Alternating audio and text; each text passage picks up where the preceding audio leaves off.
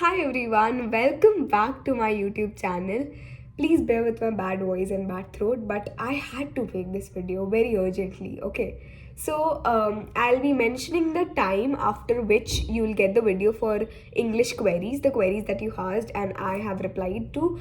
And till the time, we'll be discussing what all things we have to keep in mind when we are studying history.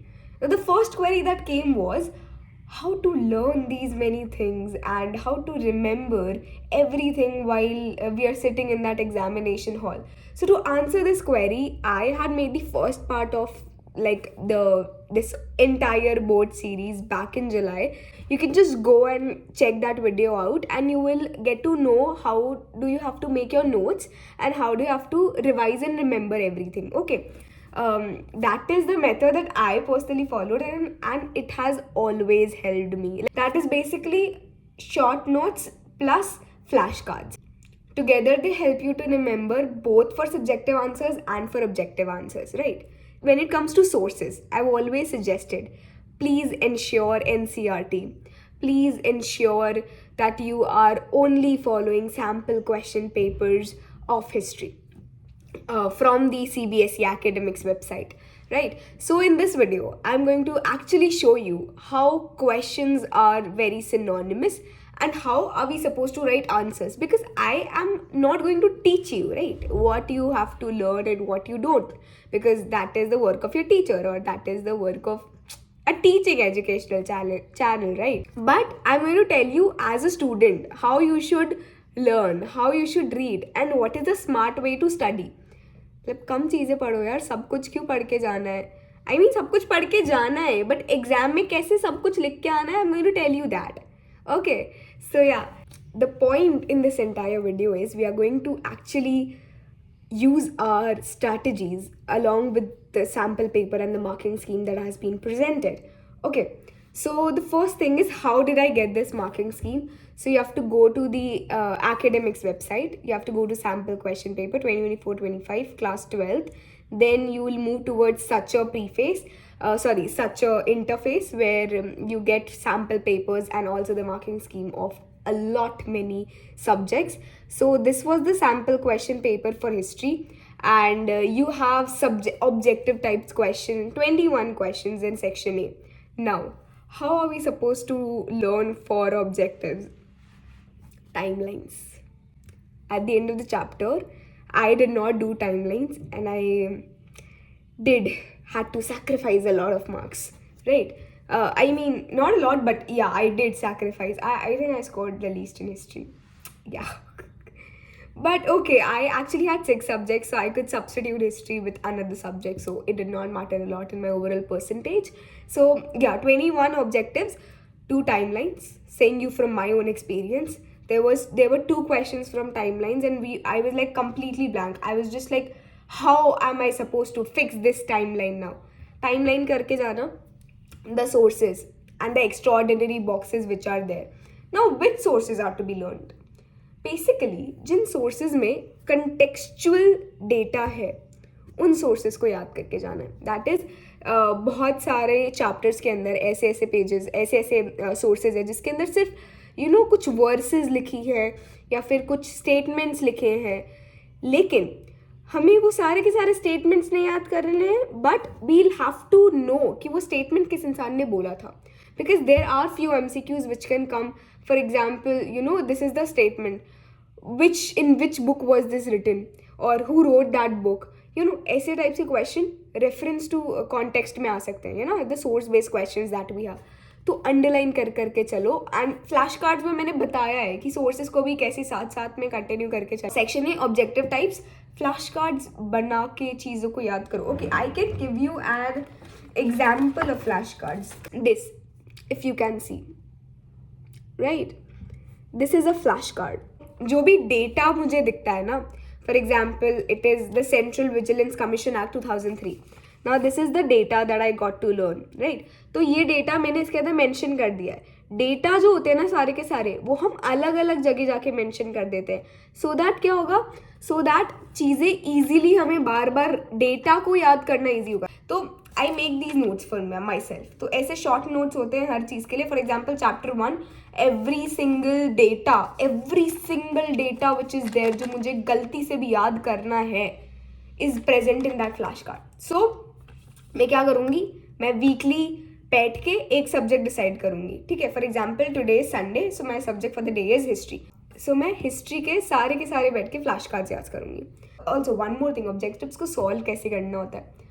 Objective में 2 ही method होते हैं. या तो आपको पूरा का पूरा वो आंसर आता है तो फिर तो it's well and good, and अगर आपको वो आंसर नहीं आता है पूरा का पूरा, then the second option is elimination method. But elimination method में भी if you are not sure between 2 things, go what your gut says. I think objective type questions 21 marks are in your pockets अगर आप flash cards बना के पूरा का पूरा करोगे, right?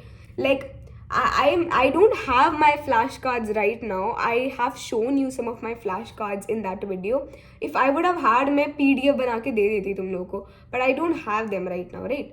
So these are the objective type questions. Objective type questions में जब आप पेपर में आंसर लिख रहे हो, right?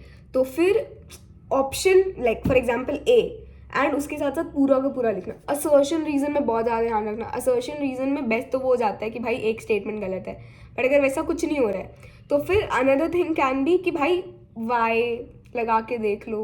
बट एक और तरीका बताऊँ, अगर आपको पता है कि वो जो लाइनें हैं वो एक ही पैराग्राफ में मैंशनड है और वो कहीं ना कहीं एक ही चीज़ के बारे में बात कर रही है, पक्का उसका एक्सप्लेनेशन है. CBSE ज़्यादा ब्रेन यूज ही नहीं करता है. मेरे पॉलिटिकल में I got my 1 assertion reason wrong and hence I could not score 100.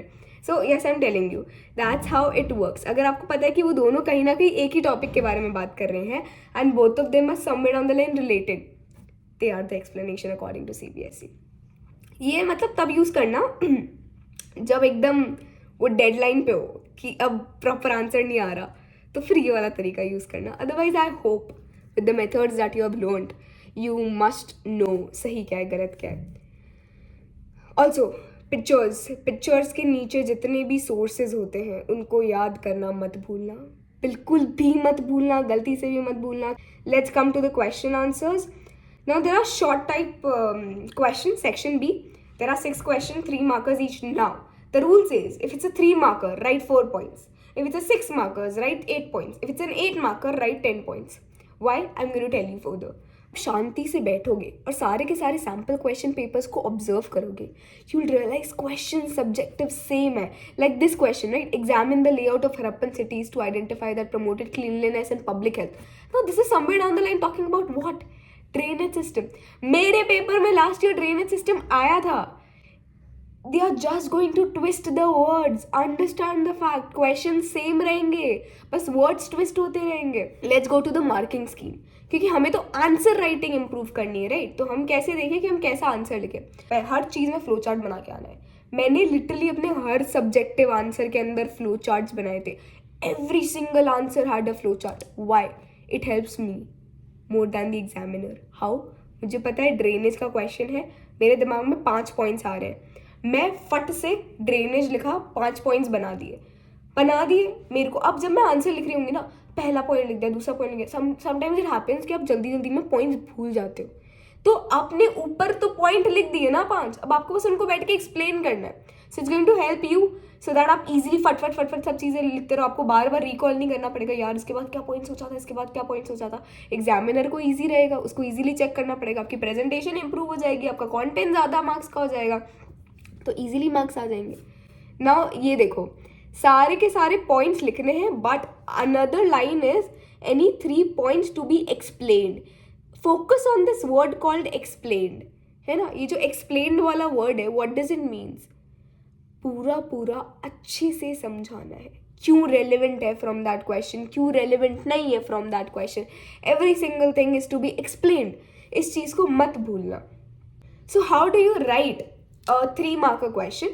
You do not put an introduction, you do not put a big conclusion. Stats, the flashcards that we have prepared. जब आप ये ऐसे answers लिखोगे ना, अगर आप इनके अंदर ये फ्लैश कार्ड्स वाले डेटा मेंशन कर दो, right, it will fetch you a lot of marks. And इस डेटा को अंडरलाइन करना होता है. लोग बोलते हैं ना अंडरलाइन क्या करना होता है आंसर्स के अंदर? डेटा को अंडरलाइन करना. Then the next thing that we have is long type questions. Long answer type questions जो होते हैं बहुत ज़्यादा chaotic हो सकते हैं because they do take a lot of your efforts. इसके अंदर पैटर्न इज इंट्रोडक्शन लिखना है. इंट्रोडक्शन में क्या लिखना है, वो जो आपको पता तो चल जाएगा ना कि ये क्वेश्चन कौन से चैप्टर का है, क्योंकि अगर आपने अच्छे से पढ़ के जा रहे हो तो आपको पता चल जाएगा ये क्वेश्चन कौन से चैप्टर का है, राइट. तो आपको उस चैप्टर के बारे में थोड़ा सा इंट्रोडक्शन लिखना पड़ेगा. For example it's about the first chapter, you have to write about Harappa in general in 3 lines. ठीक है. फिर उसके बाद the second point which is there, इसके बाद आप अपने अपने पॉइंट्स चालू कर दोगे सारे लिखना. इसके अंदर बड़ा खासा अच्छा खासा फ्लो चार्ट बनाने की कोशिश करना because it's going to help you fetch marks, it's going to help the examiner. And I would suggest you at least 9 points explain करके आना. एटलीस्ट 8 नहीं, 8 से एक ज़्यादा. क्यों? इसमें पता है जब आप मार्किंग स्कीम देख रहे हो यहाँ पे क्या लिखा है, एनी 8 पॉइंट्स. अगर आपने 9 लिखा है उनमें से एक point for example examiner does not want to consider, you will have another point to ensure कि भाई आई फेच गुड मार्क्स, है ना. तो इस चीज़ के बारे में ध्यान रखना while you right an answer. Introduction, conclusion, main body अगर आपकी बहुत ज़्यादा स्ट्रॉन्ग है और अगर आपने फ्लो चार्ट्स बनाए, no one can take away your marks, like no one. I lost 0 marks in subjective. तब भी आप sample question papers last years के कर रहे हो, which is the only source you should follow for boards. उसमें आप marking scheme से अपने answers को check करना. ठीक है. 8 markers खत्म होते हैं. source based questions ज़्यादा difficult नहीं होते हैं, easy होते हैं, but वो तब easy होते हैं जब आपने actual में questions पढ़े हैं. अगर आपने वो वाला chapter पढ़ा ही नहीं होगा तो फिर आप कुछ कर ही नहीं पाओगे. So that is one thing that you need to understand. See, whatever I am here suggesting is for those people who have studied. जिन्होंने कुछ पढ़ा ही नहीं है, जिन्होंने किताबें उठाई नहीं है, उनका तो कोई भी कुछ नहीं कर पाएगा. But the matter of fact is that you can start right now. Like, dude, start. Because boards are not going to come again and again. And even if you don't like studying, even if you don't like doing what, and if you feel like you're forced to study, you are privileged that you get to study. So please study, right? कोई नहीं कह रहा कि सबको 100% लेके आने. बात सिर्फ इतनी हो रही है कि अपनी बेस्ट कैपेबिलिटी तक तो लाओ. Because there are so many people out there who do not have the resource to study. If you have that resource, utilize it well.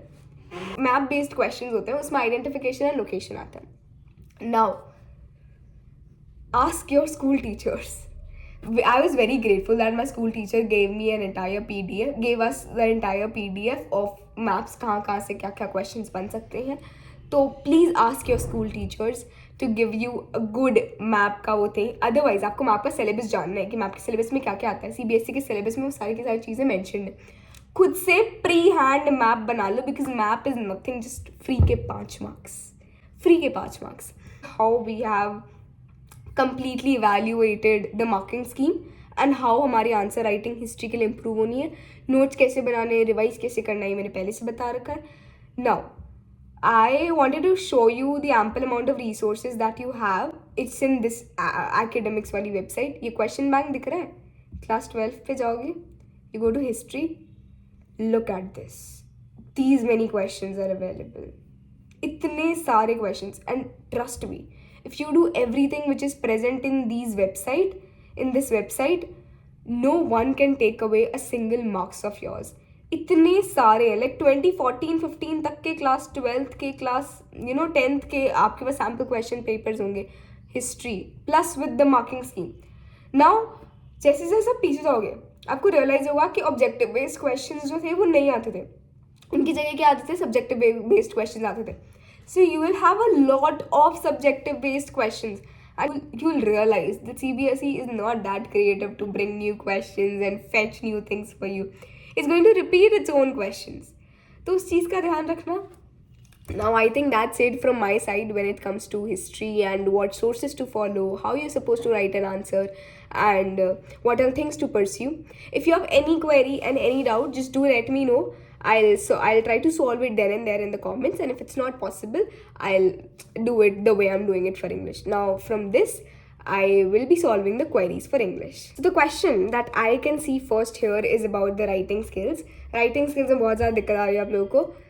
Please बिल्कुल भी कंफ्यूज होने की ज़रूरत नहीं है राइटिंग स्किल्स में. You just need good format. और वो आपको कैसे मिल जाएगा? You can search for toppers answer, answer sheet on paper. I will attach a link for toppers answer sheet also. उसमें आप इंग्लिश में जाके राइटिंग सेक्शन के अंदर जाके you can just see all the questions, how the toppers have answered, what is the format that they use and all that thing, है ना. format इतना rigid नहीं होता, but it's very easy.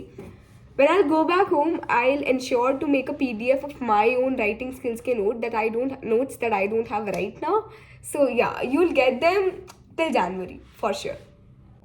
Okay, then for class 10 science and maths, I would suggest you for science, you can go for Shobit Narwan. I don't know, he teaches really good. And for maths, there's a very underrated channel, Ashish 4, number wala 4 students. I followed that channel very diligently. So you can use those two channels. NCRTs and PYQs are enough, more than enough. You'll never get anything out of this. Like, you can take my words, you'll not get. Subjective की बात कर रही हूँ, you'll not get anything out of this. Objective आ सकते हैं, but अगर आप deeply देखोगे ना, वो कहीं ना कहीं वो ऑब्जेक्टिव क्वेश्चन भी उस चैप्टर के बीच में ही छुपा होगा, है ना. तो इस चीज़ का ध्यान रखना. For physical education there is an e book available for NCERT. Focus on that because objectives वहीं से आते हैं. ठीक है.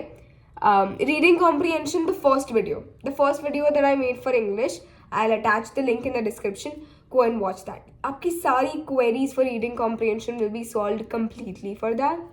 Then do not lose hope.